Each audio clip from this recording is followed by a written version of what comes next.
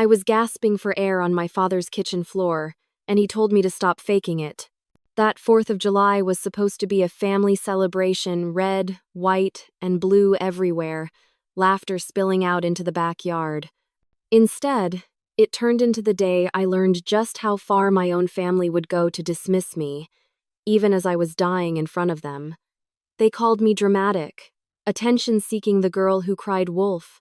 But when the EMT's face went pale, and the sirens wailed, the truth came crashing down.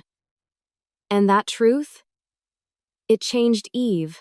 I've been told my whole life that I'm too much, too dramatic, too sensitive, the kind of person who exaggerates for attention. That label wasn't given to me by strangers on the internet. It came fro.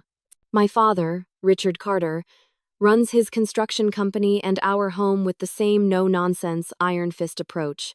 6 feet tall, calloused hands, voice that could carry across a job site. He believes pain is weakness, excuses are unacceptable, and if you can walk, you can work. Illness? In his mind, it's just laziness and disc. Then there's my Aunt Linda, his sister. Perfectly styled hair, manicured nails, and a knack for making her insults sound like concern. Are you sure you want to eat that, Emily? That outfit is a bold choice. She crowned herself my female role model after Mom died, but her version of guidance was more like a never-ending cry. The only person in my corner has always been my younger sister, Sophie. She's 3 years younger, somehow escaped the drama queen label, and became a nurse, which fits, because she's been quietly nursing me through pain since we were kids. She was the one bringing me water when I was vomiting from migraines, sitting with me in the dark when I couldn't stand light. She'd defend me when Dad accused me of fa. By the time I was a teenager, I'd learned the golden rule of surviving in the Carter household. Never show weakness. I stopped telling them when I was sick. I'd push through fevers, migraines, twisted ankles because it was easier to suffer in silence than be accused of putting on a show. And the worst part? I started to believe them. I wondered if maybe I was making a big D. When I finally left for college 300 miles away, it felt like escaping prison. For 4 years, I lived in a world where people took me seriously. My roommate, Rachel, would believe me without hesitation if I said I needed a quiet day. Professors granted extensions when I was genuinely sick. I got to feel what it was like to be believed, and I swore to myself I'd never move back home. But life has a way of laughing at your promises. One recession, one round of layoffs, and I was jobless with rent I couldn't pay. My savings evaporated in 3 months. And just like that, I was back in my hometown, moving into the cramped apartment above my father's garage. Rent-free until you get back on your feet, Dad had said, like he was doing me a favor. Sophie hugged me like she'd been waiting years for me to come home. Linda? She gave me one of those air kisses and said, "Maybe I can introduce you to someone at the club, if they're hiring." I tried to keep my walls up. I told myself I'd find a job quickly, save up, and get out again. But deep down, I knew being back here meant stepping into the same old minefield. And it was only a matter of time before something or someone set it off. Moving back into my father's property felt like walking straight into enemy territory. Sure, the apartment above the garage was technically separate from the main house, but it didn't matter. I could still hear his heavy boots on the gravel driveway, still feel his presence like a shadow hanging over me. Every morning, he'd check in, which was really just code for evaluating whether I was pulling my weight. He didn't care that I was up late, sending out resumes and filling out endless job applications. If I was still in my pajamas by 9 a.m., I'd hear, "Up late again? You're not gonna find a job sleeping in." Linda made her appearances too. She'd swing by under the pretense of dropping off something for Sophie, and then linger just long enough to make comments. "You should really try smiling more in interviews, Emily. People hire energy, not whatever this is." She gestured vaguely at me like I was a messy painting she didn't know what to do with. Sophie tried to shield me when she could. She'd bring me coffee after her hospital shifts, sit with me while I scrolled through job boards, and remind me I wasn't worthless just because my phone wasn't ringing with offers. But Sophie had her own battles, night shifts, cranky patients, endless paperwork. I didn't want to be another burden. Then came the announcement. Dad walked into the garage apartment one afternoon, no knock, holding a notepad like it was a list of orders. 4th of July's at our place this year, he said. Linda's handled it for the last few years, but since you're back, it's time you pull your weight. You'll host. I blinked at him. Host? Like, plan the whole thing? Exactly. Food, decorations, the works. And don't go overboard, you know how you can be. The dig was subtle but sharp enough to sting. I wanted to say no. I wanted to tell him he could host his own party or let Linda keep doing it. But I also knew refusal would mean weeks of cold shoulders, pointed remarks, and reminders of how ungrateful I was. So I nodded. Fine.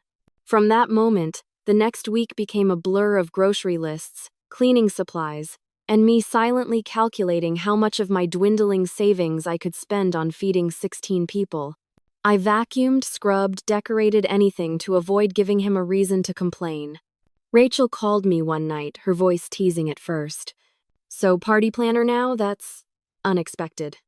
I tried to laugh. It's not like I had a choice. Then her tone softened. Just promise me you'll listen to your body, okay? I know how you get when you're back there pushing through until you crash. I promised her I'd rest, but I didn't mean it. Because deep down I already knew. In my father's house, resting was just another word for failing. 3 days before the 4th, I woke up feeling wrong. Not I need coffee wrong. Not I stayed up too late wrong. My body felt heavy, like I was moving through water. Walking up the stairs to the kitchen left me out of breath. You're just out of shape, I told myself, echoing my father's voice in my head. I had a party to plan and no time for whatever this was. That afternoon, while vacuuming the living room, I had to stop twice to catch my breath. A dull ache throbbed in my right calf. Pulled a muscle, I decided. I wrapped it in a bandage and kept going.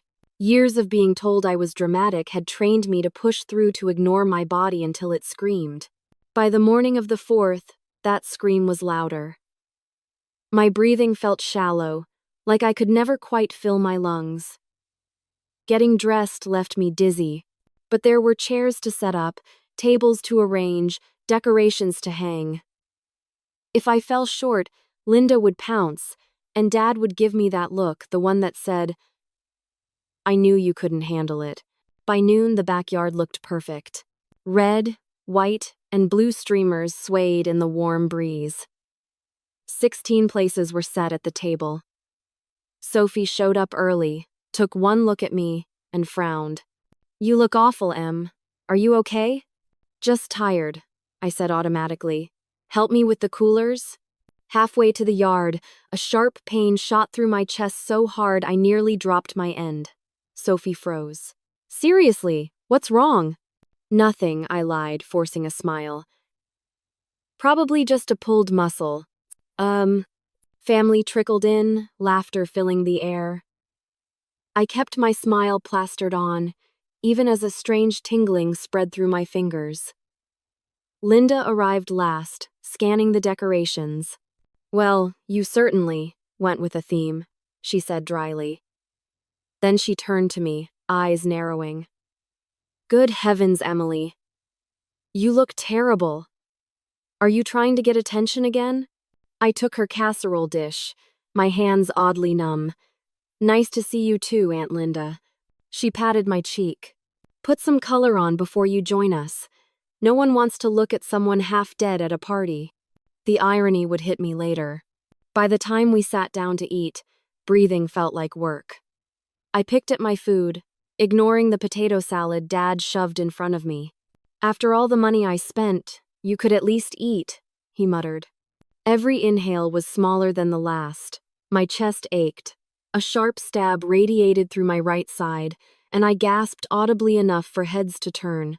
I forced a smile, stood up, and mumbled something about the bathroom. In the mirror, my lips were bluish. My skin was pale, clammy. This isn't stress, I whispered to my reflection. Something's really wrong. But I walked back outside anyway. Because the Carter family rule was clear: whatever you're feeling, you push through. The meal was almost over when my chest tightened again, this time like a vice. I could barely focus on the chatter around me. Every word, every laugh from my family felt distant, like I was underwater. When dessert plates were set down, the pressure in my chest became unbearable. A stabbing pain shot through my ribs, stealing the little breath I had left. I pushed back my chair. "Bathroom," I muttered, not looking at anyone. The short walk felt like a marathon. In the mirror, my reflection scared me. My lips definitely blue, my eyes wide with panic, my skin clammy and pale. I gripped the sink, trying to steady myself, whispering my father's old mantra: "Get it together. Stop being dramatic." But my body wasn't listening. I splashed water on my face, took a breath shallow, ragged, and stepped back toward the backyard.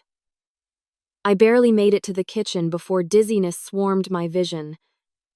Sophie was there, stacking plates. "You look like you're about to pass out," she said. "I'm fine," I lied. "Dad will notice if I don't help." Lie. I reached for a stack of plates, but my arms felt like they belonged to someone else. They slipped from my grip, shattering on the tile. The crash brought Dad storming in. "What the hell, Emily? Those were your mother's plates." "I can't breathe," I gasped, clutching my chest. His eyes rolled. "Quit faking it. Clean this up and—" Linda appeared behind him, voice dripping with disdain. "Always trying to get out of cleanup duty, aren't you?" I tried to stand straighter, to argue, but my legs gave out. I slid to the floor, the shards of ceramic cold under my palms. My vision narrowed to a tunnel. "She's not faking it," Sophie's voice cut through the haze, sharp with urgency. "Look at her lips, they're blue." Dad's tone faltered, but the words didn't match. "She's fine, just needs to calm down." I heard another voice, Uncle Michael, closer now. "Maybe we should call someone." "I'm calling 900NL, Sophie snapped, already pulling out her phone.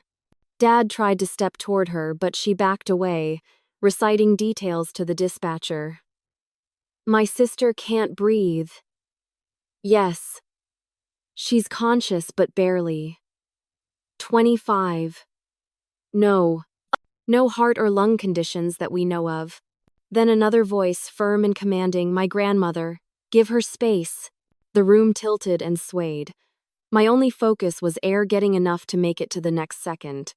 Sirens in the distance grew louder. Boots pounded the floor. An EMT's face appeared above me, serious, focused. He checked my pulse and shouted to his partner, "Get the stretcher, SATs are critically low." In that moment, I caught sight of my father. For the first time in my life, there was fear in his eyes. And beneath it, something that looked a lot like guilt. The ride to the hospital was a blur of sirens, flashing lights, and Sophie's voice somewhere beside me saying, "Hang on, Em. Just hang on." I tried to squeeze her hand, to let her know I was still there, but my body wasn't obeying. I remember bright lights in the ER, the cold of the oxygen mask against my face, and voices firing off rapid commands. "Possible PE. BP's dropping. Get her to CT stat." Then darkness swallowed me. When I woke up, my throat burned from the breathing tube they'd removed. Sophie was slumped in a chair next to my bed, her eyes red-rimmed. She jolted awake the second I stirred. "You scared the hell out of me," she said, grabbing my hand. "Pulmonary embolism, blood clots in your lungs. The doctor said if we'd waited, you wouldn't have made it." The door opened, and in walked Dr. Lauren Miles, tall, composed, eyes sharp with the kind of calm that only comes from years of crisis management. "Emily, it's good to see you awake," she said. "Your condition was critical when you arrived. You had a deep vein thrombosis in your leg, and pieces of it traveled to your lungs. Without immediate intervention, this would have been fatal. We performed a catheter-directed thrombolysis to break up the largest clots. You'll be on blood thinners for at least 6 months." She paused, letting the weight of her words sink in. Fatal. 2 days later, Dr. Miles called for a family meeting before my discharge. I knew why Sophie had probably told her about our family's habit of dismissing my symptoms. Dad, Linda, Uncle Michael, Grandma, and Sophie crowded into my room. Doctor. Miles stood at the foot of my bed, her voice steady. When Emily arrived, her oxygen saturation was critically low. Her heart was under immense strain trying to push blood through blocked vessels. Without immediate treatment, she would have died within hours, maybe less. The early symptoms of pulmonary embolism can be subtle, but they should never be ignored or dismissed. Her eyes landed on my father. When someone says they can't breathe, believing them is the first step. Diagnosis comes later. That belief can be the difference between life and death. The silence was thick. Dad shifted in his seat. We're not doctors. How are we supposed to know? You weren't expected to diagnose her, Dr. Miles replied evenly. But you were expected to listen. That was my cue. I looked straight at him. I told you I couldn't breathe. You told me to stop faking it. You've been telling me that my whole life. Line. Linda opened her mouth, the same patronizing tone she'd used since I was a kid. No one could have known this was serious. You've always been. I nearly died, I snapped, cutting her off. And you're still making excuses. Her cheeks flushed. She stood abruptly and left, the door slamming behind her. Sophie reached into her bag and pulled out a small notebook. Every time Emily was sick and you ignored her, I wrote it down. 13 years of dates, symptoms, and outcomes. You want proof? Here it is. Uncle Michael shook his head, looking at Dad. I didn't realize it was this bad. Dad didn't answer.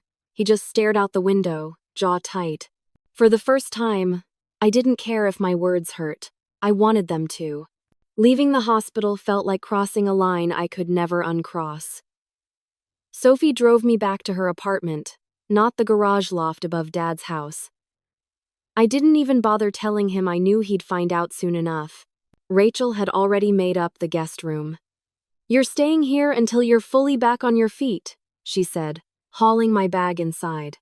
And before you argue, remember I have a nurse and a graphic designer on your side. You're outnumbered. The first few weeks were hard.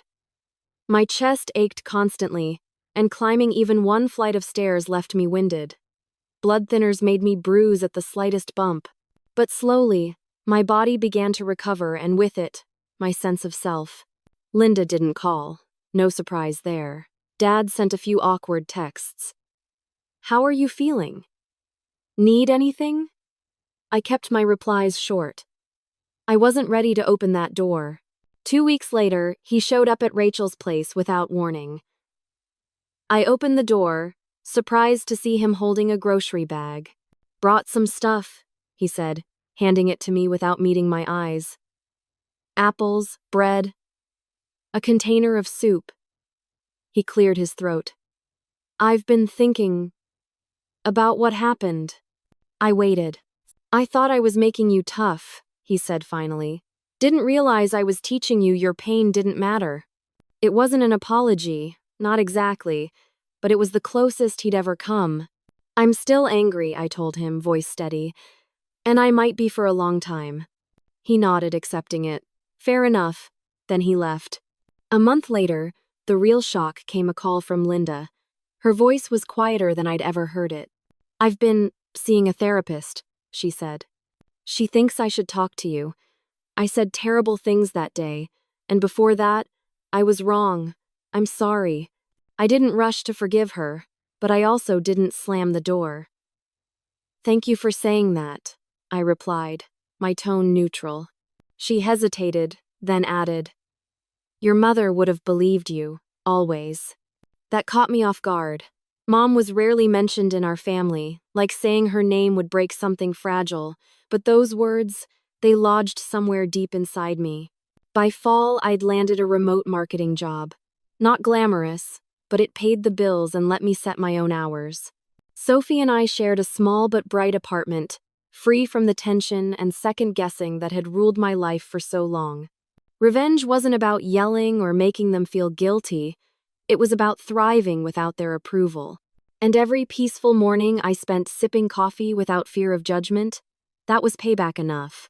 By October, life had settled into something I barely recognized: quiet mornings, work calls from my kitchen table, Sophie humming while she made coffee before her shift. My body was healing, but so was my mind. The fear was still there, lingering in the background like a shadow. Every strange ache or flutter in my chest made me pause. But now, instead of dismissing it, I listened. I acted. I trusted myself. One Saturday, I stopped by a coffee shop to grab a latte before a walk in the park. At the next table, two young women were talking. One of them, maybe early 20s, was describing shortness of breath, fatigue, and pain in her leg. Her friend shrugged. "Sounds like anxiety. My mom says I overthink stuff too." I felt my chest tighten, not from fear this time, but from recognition. I turned to her before I could stop myself. "Sorry to butt in," I said, "but please get those symptoms checked, even if no one believes you." She looked startled. I thought maybe I was overreacting. I shook my head. I almost died because I ignored signs like that. My family called me dramatic, said I was faking it. Turned out I had blood clots in my lungs. If my sister hadn't called 911, I wouldn't be here. Her friend's eyes widened. "Oh my God." "Trust yourself," I told her firmly. "You know your body better than anyone. And if a doctor brushes you off, find another one who won't." "No." She nodded, her expression shifting from uncertainty to determination. "Thank you," she said quietly. As I left with my coffee, I realized something. My revenge wasn't just about walking away from the people who'd failed me. It was using my voice to make sure someone else never went through the same hell. I no longer needed Dad's approval. Linda's opinion meant nothing. The real victory was waking up every day knowing I'd broken the cycle that Sophie and I would never dismiss each other's pain, never ignore the warning signs. The Carter family may never fully admit what they did, but I didn't need them to. My life now was proof enough. And every time I share my story, every time I tell someone to believe themselves first, I'm taking back a piece of what they tried to take from me. It's the kind of revenge that doesn't fade. The kind that grows stronger every time I use it. Looking back, I realized the real battle wasn't just surviving a pulmonary embolism, it was surviving years of being silenced, doubted, and dismissed by the people who were supposed to protect me. The day I collapsed on my father's kitchen floor should have been the day they finally saw me. Instead, it became the day I saw them clearly. I saw the patterns, the denial, the way tough love was just another excuse for neglect. But I also saw who stood by me. Sophie, who never hesitated. Rachel, who gave me a safe place to heal. Dr. Miles, who told my family the truth they didn't want to hear.